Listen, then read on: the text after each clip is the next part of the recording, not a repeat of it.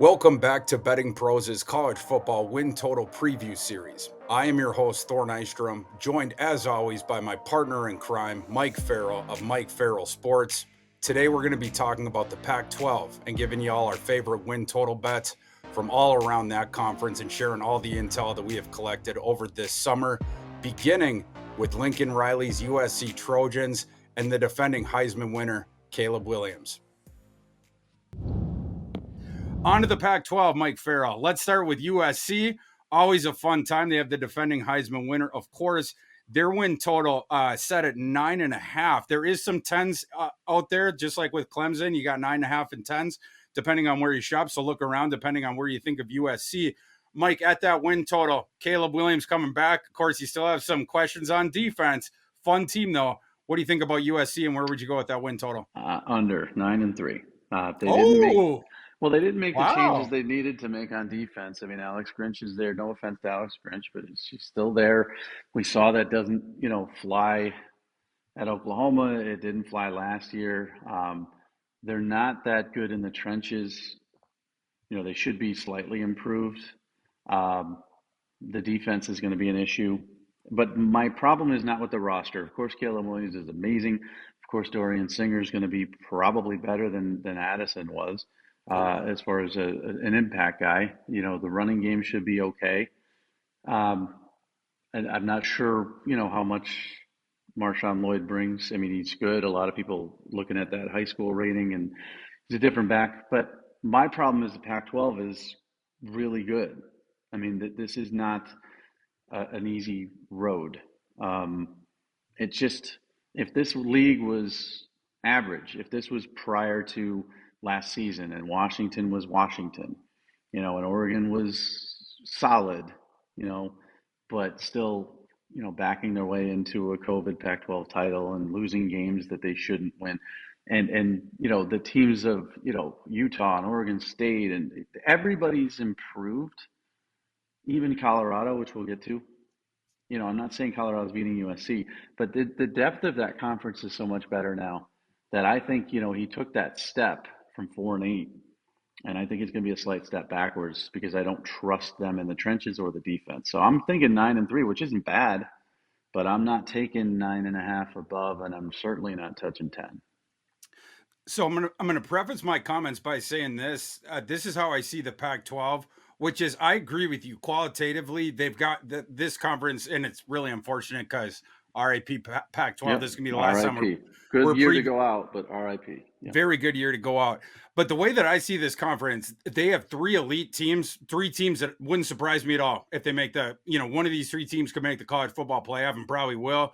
USC, Oregon, and Washington. How And then dare I think you? How dare you not include Utah? I'm so if Rising and Keithy were healthy, and I was I know. confident that those guys are going to play 12, they absolutely be included. But I'll put them right, I'll put them in tier 1B just because of those slight questions.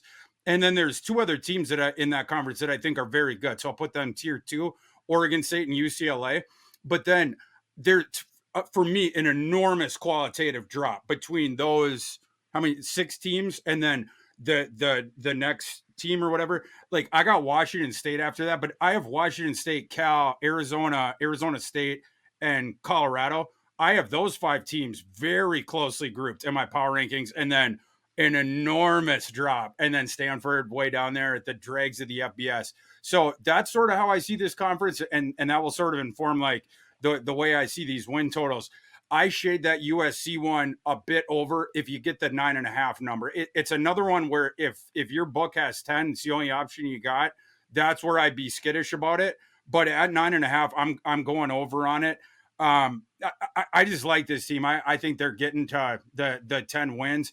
They do have the propensity though to like they're apt to potentially get picked off because of that crappy defense. They're going to be in these shootouts, and you have some of those other elite teams in this conference that can put points on the board. And USC's defense was so bad last year, like you were talking about, and yet they had one of the nation's best defensive backs in Mekhi Blackman. He was literally, I think he might have been PFF's top-rated defensive back, and they benefited from some of the most turnovers in the entire nation. They were, top 3 or whatever, like in that. and that led to them being number one in the nation in turnover margin. And you wonder if losing one of the nation's best cornerbacks, and then if you're not generating top three turnovers again, like what that does, they're going to have to be qualitatively better on defense to offset that if they fall back at all in that. And Yeah. hopefully they will be in year two of Grinch, and they went out and they got some solid defenders, Mr. Bear Alexander and a couple of guys like that. Hopefully, right? The offense is going to be friggin' nasty, but You, like you, they're going to have to be. well, here's my concern: is if Caleb Williams misses 1 or 2 games, they're never Problem. reaching that number. Bryce Young had his injury situation, and they had a roster. They were able to, still overcome that. USC doesn't have the roster to overcome that. So if he gets dinged up, and he's not a big guy, and he runs not as much as people think he runs, but he does run. He scrambles, does a lot of off-platform awkward throwing. If he gets an elbow or a shoulder and has to miss 1 or 2 games, they're not winning those football games because they don't have the roster to do it. That's why I'm concerned. So let's group these two teams that are both 9.5 across the industry, every book you look at, and both them offensive juggernauts who have some defensive questions. Oregon and Washington, like I said, both those teams sitting at 9.5. Is there one of those two teams that you like more than the other, Mike? And where would you peg them as far as their win totals go? It's tough. I mean, Oregon, I like Oregon a little better. I really do believe Bo Nix has turned the corner. I think if he didn't have that ankle injury at the end of last season, they were rolling. I mean, he was unstoppable. We did our thing every Saturday, and we did our props, and every week it was like take Bo Nix over rushing because he was really dangerous as a dual threat. Then after he got hurt, it was like take Bo Nix under rushing because he Yep. couldn't move. That was a big problem. But Dan Lanning's a defensive coach. I think they're going to get better on defense. We don't know how good a game coach he is. Washington has talent, but they were so banged up in the secondary last year that they weren't able to stop anybody. If they have any sort of injury issue like that this year, it's going to be the same thing, and they're going to have to outscore teams. I think Oregon can win some football games without having to outscore, and I think Washington has to outscore everybody. So it's tough. One of those teams is going to go over that 9.5, and the other one's going to go under. I'm picking Oregon to go over and Washington to go under. Okay. Yeah, my projection sort of split the difference there. I'm right around those numbers. I have Oregon at 9.9 and I have Washington at 9.8. I mean, they're right next to each other in my power rankings. Oregon at 12, Washington at 13. I really like both those teams. It's hard for me to parse there at that 9.5 number. I don't think there's a ton of value there. So unless you sitting at home, you feel like super bullish about one of those sides, for me, that's a stay away at that number for both them because I feel like that's fair. And it's another thing, like Mike, you're talking about, like with the injury thing, like what you're playing with there is, for instance, I hate to even put this out in the universe, but for instance, Michael Penix is a guy who had 4 straight season-ending injuries at Indiana. He didn't last year, and he was friggin' awesome last year. But if he happened to go down with one this year, there's no way they're hitting that, right? But if he goes through the season healthy, a decent shot they could get to 10, right? But you're sort of playing with different stuff like that. For me, there's way better value to have on the board. So those are two passes for me. Speaking of health, this is a professional segue, Mike. The Utah Utes, who are at 8.5, which is like, if you're looking at this one, it would be another case of like every offseason you look at Utah's number and it always feels too low, which this one absolutely would be were it not for the statuses of Cam Rising, who goes into the season with his status totally up in the air. We have no idea if he's going to play in week 1, if he's going to play in September. We have no idea. Coming off the knee injury, which suffered in the Rose Bowl. Brant Keithy, he suffered his injury earlier in the season, end of September or early October, I forget. But that's what facilitated Dalton Kincaid getting all the targets then and just going thermonuclear after that. Keithy's obviously his timeline is moved up, and I will say at the end of July, coach there said that Keithy seemed like he was on track to play in week 1, whereas he did not sound optimistic that Rising was going to. And then just in the past couple of days, the backup quarterback at Utah got injured. So I don't know what to think of this team. We still have a couple of weeks until they kick off the season. But that is a lot of questions for a team that is 8-5. But if it was totally healthy, I would feel confident about the over. Mike, do you have a crystal ball and can you help us out any with the Utah Utes? I'm taking the over because I really, Oh, well, I believe in this roster. I believe in Kyle Whittingham. I had them beating Florida last season in the opener. I was surprised they lost. You know, they really didn't scheme well against Anthony Richardson, as we learned, as Kentucky and a lot of other schools taught us. Um, and I think they were surprised, but they still should have won that football game. They were a better team. They're a better team than Florida this year. It's a revenge tour, sort of. You know, let's beat Florida this time. They're on our home turf. Their defense is excellent. Their linebackers are probably the best group in the Pac-12. Um, they're going to tackle. They're going to hit hard. They're going to, pressure. You know, Graham Mertz is back there. It's not Anthony Richardson this time. If Rising is out, it's probably only going to be for 1 or 2 games. That's my guess. Keithy will be back, and they never have trouble finding a tight end, at least over the that's last true. many years. They Yep. just seem to pop somebody up. Um, somebody gets hurt, somebody else pops up, and they've got depth at tight end on that roster. Yep. And the tight end's extremely important, not only from a target situation. Dalton Kincaid, I think, had like 85 catches in one game, um, but also from a blocking perspective. Their offensive line is strong. They have a very strong running game. They fumble. If they would stop fumbling here and there, it would certainly help. But I think from a physical aspect, this team is 9-3, and that's not the ceiling. I think that's the floor. They could be a 10-2 football team, and every year I think they could be a playoff contender. So I have them in that upper tier because they're more balanced. I mean, USC has a crappy defense. Oregon, they have talent and playmakers.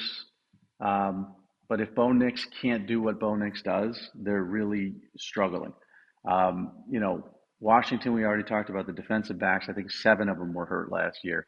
But if Penix gets hurt, they're in big trouble. This is a football team that if their quarterback is hurt, they will still find a way to stay in games and win football games. So I'm over.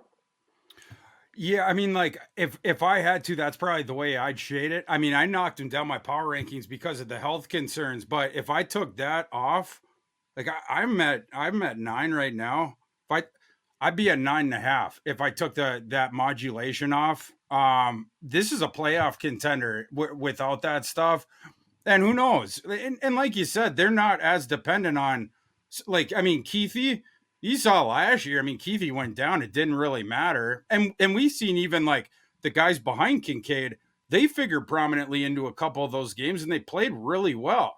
The rising one is the one that concerns me a little bit more, especially when that other kid just went down, Rose or whatever.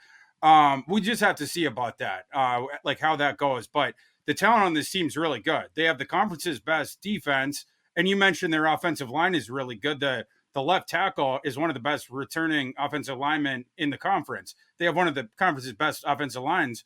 And by the way, they go 3 deep in the backfield at running back, and their running backs are all sick. They'd start at most of the Power Fives in the country, like all 3 of them. So Yeah, I mean, they're like, awesome. yeah, everywhere else, right? Like, This is the and only team at yeah, the top tier of the Pac-12 that's not quarterback dependent. Cam Rising is yeah, better than the other options, but they're not quarterback dependent. Caleb Williams gets hurt, Penix gets hurt, Nix gets hurt. All it's a those good point. teams are 7-5, 8-4 football teams at best. This is not that team. So I like them a lot better than most people. That 8.5 number is low because of what we're talking about here, Yeah. because there's the potential of losing one of their first 2 games, maybe both, but unlikely. Hammer the over for me. I like this bet. Yeah, and as we know, Utah is the USC antidote. So, I mean, they Yeah, got that going for them too. Mike, moving on to a couple other teams in this conference that have 8.5s hanging on them in Vegas. Oregon State and UCLA, both 8.5 across the market. Obviously, very different types of teams have been built different identities and whatnot. What do you think about the Beavers and the Bruins with those 8.5 numbers? I'm going under on both. Um, Oregon State had a tremendous season last year. Smith is a very, very good coach. They're a tough football team. You and I remember talking about that Saturday game against, the bowl game against Florida, and how it was stealing money, and it was just Yes. so easy to predict that they were going to thump Florida.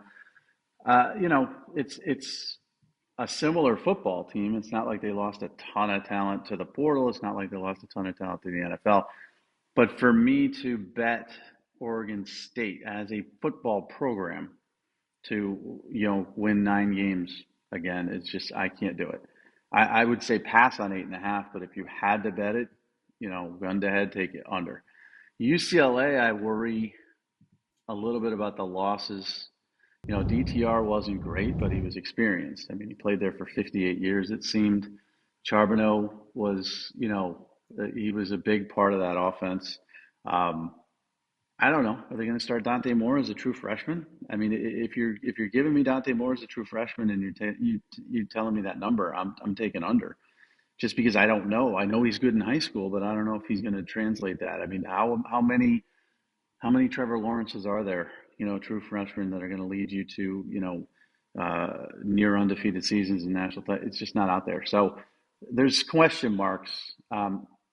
If I had to choose one to go over, it would be UCLA, though. I think Oregon State's going to go under.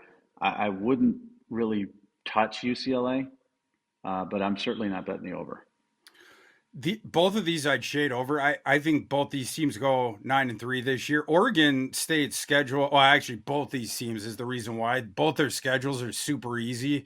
Like they both caught it right. Oregon State moving into that facility, and like I said, they catch that the schedule right. Last year they go 11-2 against the spread. They have the double-digit win season, despite having quarterbacks who combined to have a 16-13 TDI and T rate. I'm no fan of DJU, but at least he can fling the ball down the field and he can run around. You can at least scheme an offense for him. And Oregon State has a good offensive line and they can run the ball real well with Martinez. So they're for sure DJU is an upgrade over two guys that can't run and at a 16-13 TDI and T. And they can play defense as well. They did lose a couple guys. Rajon Wright and Alex Austin were solid, like outside press man guys. And then they lost Spates in the portal to LSU. That hurts. But I think their defense takes a small step back, but I think their offense takes a bit of a step forward. I think those two things offset each other. Qualitatively, they're around the same place. They're facing this easy schedule. I think they get to 9 wins. And then the UCLA one might surprise some people out there because the best win total that Dorian Thompson-Robinson ever got to in the regular season was 9 wins. And now he leaves, and I'm saying they're going to get to 9 wins. But their schedule is just so friggin' easy. So and basically the way that I see it is this defense that they have is going to be better than any of the DTR era defenses. So you have that going for you. You have a really strong offensive line. They got the receiving core really good. You bring in Sturdivant and different stuff like that. And then they fixed the running back thing between Harden's coming back. That kid was really good per snap. And then you brought in Carson Steele, who was top 5 in the nation last Probably one of your broken favorite tackles. running backs ever, I'm sure. Tim Riggins. I hear he's running third string. Who, Carson Steele? Yeah. That would be good for my unders on Prize Picks. They opened Mr. Carson Steele a little bit high. I was more going under the supposition that Harden would be the 1A of a platoon there, but I would actually love if he was running third string. And to your point, I would lock that down. It's another year in Chip Kelly's system. It's another year of players being I know it's been a while since Chip Kelly's been at UCLA, but his system takes a little bit of time to implement. Personnel takes a little bit of time to build up. It's one of those things where he inherited a football team that wasn't his identity at all. Now, years later, he's got his guys. So I see where you're coming from. Yeah. And the schedule both are so easy. Now, Oregon State, it's tricky for me. Is they going to play angry? Like we're left behind, or are they just going to be like after a couple losses, like, ugh, what do we do? We've got no home. We're Mountain Westers. That one's intriguing to me, but I see where you're going with UCLA. Yeah, well, I think Oregon State's going to be surly, but it will be interesting. They better and be. Speaking of another team that could be surly or could go the other way, the other one that was left behind, Washington State, their win total. This is another one where it depends on where you look. Either 6 or 6.5, depending on your book. I see Washington State a little bit different than some other people, so I'll be curious how you see them. They lost some guys over the season, both to the portal and to the NFL. Obviously, the program facing an uncertain future. What do you think about Washington State, Mike, and with that 6.5 win total? Not really. I mean, six. I don't like 6.5.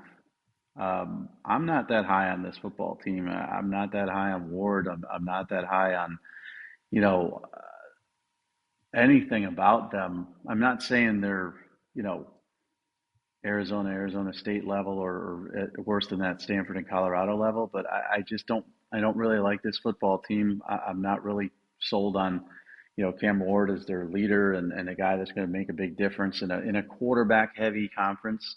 He's below, the middle of the pack for me. So I would say if six is your number, you're going to probably push 6.5. I wouldn't touch, but I would lean under if I had to bet it. Yeah, I'm going under on Wazoo. They lost so much. Both to the NFL, like Deion Henley, went to the NFL. They lost a couple guys like that. But then they also got picked off in the portal. And that's what really hurt. They lost Francisco Mayoga to Miami. They lost Dejon Stribling to Oklahoma State, Donovan Ollie to Cincinnati, Travion Brown to Arizona State. They lost a left tackle to USC. So they lost all these different guys. Their defense, that was one of the salty things of their team last year. They also lost their defensive coordinator. Well, they also lost their offensive coordinator, but their defensive coordinator gone now too. So you have to replace all this different stuff, and then the program uncertainty as well. They didn't get close to the amount of value out of the portal that they lost to the portal. So I think their defense is going to greatly regress. And then the offense, you're basically putting all this pressure now on Cam Ward. I think Cam Ward is super duper overrated. I've been saying this now for the last year and a half or whatever. There's a whole bunch of people that were super excited about Cam Ward when he's coming out of the FCS. And I think a lot of it had to do with it was a year after Zappy had come out and they done, Western Kentucky just on the thing of, oh, let's grab Zappy. Let's grab 8 guys from that offense. Let's grab the offensive court. Let's hire everybody from Houston Baptist. And then the next year, Wazoo's like, oh, let's do the same thing. And so I think a lot of people were like, oh, Cam Ward's going to be the next draft pick. And I think, he threw for over 3,000 yards. And so I think some people just kept going along with that idea of like, oh, Cam Ward's an NFL quarterback. He's not an NFL quarterback. He stunk last year. Like, I'm sorry. He did throw for over 3,000 yards, but he was not good. It was a lot of close to the line manufactured touches. He made a lot of mistakes, though, with that stuff. Even though it was like layup throws for him, he did not sense pressure well, even though he was allowed to get the ball out of his hands really quick. And he put the ball up for grabs a lot, even though they did not trust him to throw down the field. I do not trust Cam Ward to make a leap up in his game that is going to require for Wazoo to get comfortably over this number. I think Wazoo is absolutely in jeopardy of missing a bowl game. Wouldn't surprise me at all if they're a 5-7 team. Wouldn't surprise me at all if they're a 4-8 team. So I'm absolutely going under on them. Speaking of a couple other under teams, now we're really dropping to the bottom of the barrel, and then we'll get to the funnest team at the bottom of the barrel in this conference. But first, let's talk about Cal, who's five or 5.5, depending on where you look in the market, and Arizona State, who is 4.5, universally across the market. Do you have any thoughts on those two teams? I'd say under on both. Arizona State, you know, Drew Pine, I don't think is the solution. I think Jaden Rashad is going to play a lot there as a true freshman. Mm, Kenny Dillingham is a good offensive mind, but he inherited a team that's not very good. He's got 50, well, not 50, he's got 40 plus portal guys. It's a brand new yeah, roster. I mean, everybody talks about Dion and second his most in overhaul. history. Yeah, Yeah, so I mean, it's going to be a rough year for them. 4-8 would be a great year, but I'm still saying under. And then Cal, I just don't think they have, an identity. They've got some solid players defensively. I think he's a solid coach, but I don't see anything that scares me on the outside. I don't see a running game that scares me. I certainly don't see quarterback play that scares me. Nothing to me says that that's going to be a 5-7 football team, and 5 is under. So I think they're yeah. closer to 4-8, and I would take the under if it's 5.5. I'm under on both those teams too. Cal, my system's 4.2 wins, and they were 5 or 5.5, depending on your book. Definitely shade them under. Really sad what's happening to Justin Wilcox there. They actually had the makings of a really fun offense. If Plummer had come back, if Sturtevant had come back, if Byron Cardwell, who they got out of the portal, hadn't gotten injured just recently, different stuff like that. But they got picked off in the portal. Then Cardwell gets injured. I don't know what's going to go on with there. They need to get lucky that Snakes on a Plane, Sam Jackson, the TCU transfer, that he's good right out of the box, or that could be a rough year on offense for them. I got to go under on that one. And then Arizona State, I totally agree with you, Mike. Drew Pine is not the answer. Bourget, is that how you pronounce that kid's name? Trenton Yeah, Bourget. yeah. He's definitely not the answer. We've seen plenty of that kid last year. Those two guys combined couldn't throw the ball beyond 40 yards. If you combine their longest throws, they got to get Rashada. Just put Rashada in. Let's start this thing right away. And I think Dillingham, that's going to be what he wants. It's his prerogative anyway, right? Like is to start building this thing out. So I think that's the way that you're going to see that thing go. I totally agree with you. That's why I would shade that thing under anyway. My system's got 3.9 wins on them. Like it's not a super talented roster anyway. So and the schedule's not the easiest either there. So going from the team that had the second most transfer portal acquisitions in history to the most by margin, the Hmm. Colorado Buffaloes, a team of endless intrigue, Mike. A team set at 3.5 wins in Las Vegas. You've seen so many takes on this team over the off season. Some people being like, this is brilliant and Dion's, a gift to the sport. Other people thinking Dion's taking down college football and what is he doing trying to, NFL eyes the Colorado Buffaloes, everything like that. What do you think about what he's doing at Colorado? And then what do you think about the 3.5 win total that's been set on the Buffaloes for this coming season? Well, he's a miraculous hire. He's the best hire in college football history from a return on investment standpoint. He hasn't coached one game. They've been on national television for their spring game Yeah. on ESPN, and nobody cared about this team. They were 1-11 last year. They're in the news every day. Everybody's talking about him. What he's done in the portal is cutthroat. It's probably not of the highest character, but Dion's going to do what Dion does. The administrator is going to back what he does. And now they're moving to the Big 12 and saving their own lives. And they were actually the first team, a target of the Big 12 because of Dion, as opposed to a throw in with Arizona, Arizona State, and Utah before he was hired. So it's a genius hire. He's Love not it. ruining college football. He's doing what he needs to do. That being said, he's inheriting a horrible roster. He's purged most of them. He's bringing in 50 plus hired guns, so to speak, guys that are leaving their teams, whether they were successful or not successful, highly rated kids. But the schedule doesn't play out at all for them to win 4 football games. I dare you to find 4. You might not find 3 if you look. This is a 2-10, 3-9 football team this season. Shadur Sanders is the most overrated quarterback in college football. He's not ready for this level, and he doesn't have the weapons to be ready for this level. There are people who out there saying that he's a potential, leave early NFL guy, first, second round. None of that's true. People don't know what to think of this team, but when you look at the record, I mean, they're 21-point underdogs to TCU. And what Vegas is going to do is they're going to make those lines low and tantalize you. I would bet my mortgage on TCU to cover that. And every team after that, the lines will correct themselves in Vegas after the first few games. But, outside of Colorado State, and I'm including some other teams that are really bad in the Pac 12, where is a potential guaranteed win? So it's under. Man, you were really spitting there, and I was even going to put my hand up and start doing the preach thing until you started shooting strays at Shadir Sanders. Oh, gosh. Man, we couldn't disagree stronger about Shadir. We're gonna have to Oh, we're see going to this find year. out. We're going to find We out. will find. We So might have to here's the do some thing. side bets on Shadir. We will. Here's Yeah, the thing. I was thinking about it with Cam Ward. yeah. Everybody wants to find that guy, in the NFL that is a quarterback that isn't highly rated, and they want to be the smart one.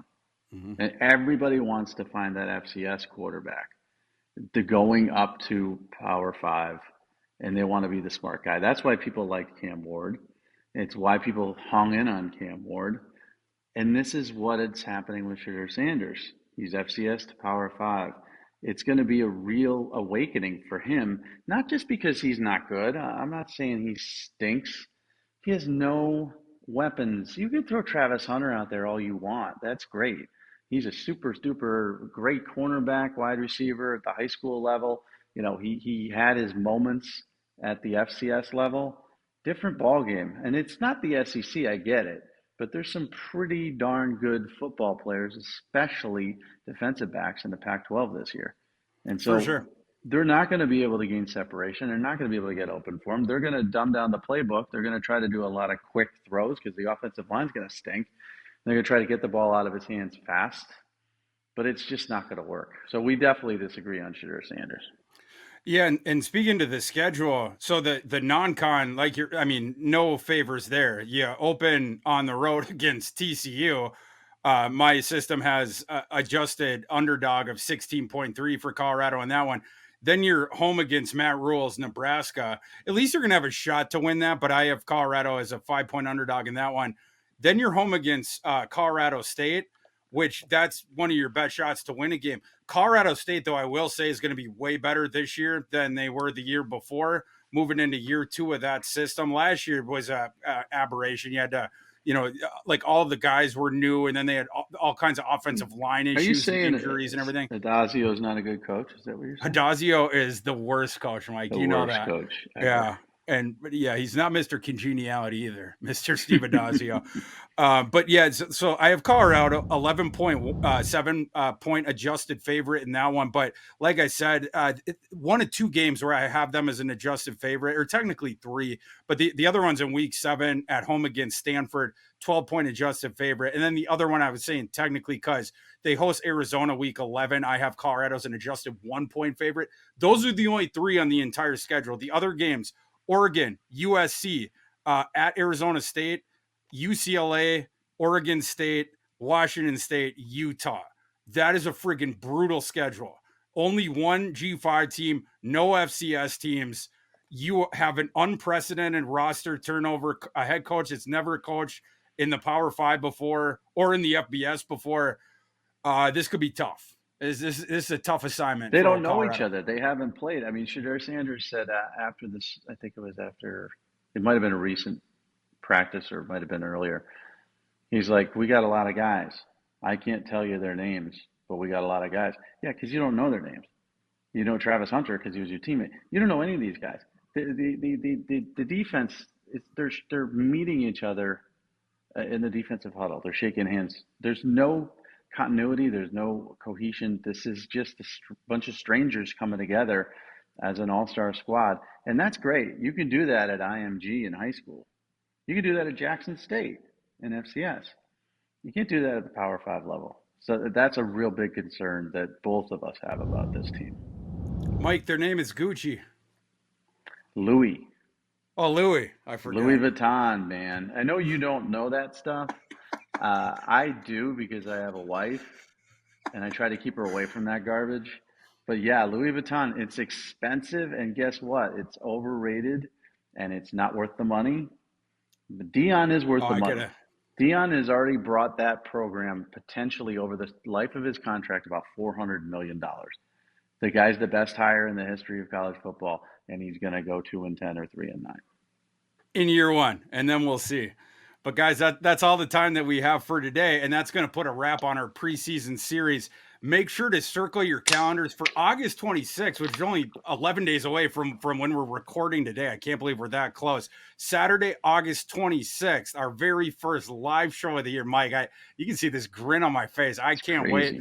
When Mike and I start doing our live shows on Saturdays, bringing you guys through the entire slate of college football games, giving you our picks for all the day's games. Make sure you come and check us out on our first episode. We'll be doing our maiden voyage on August 26th.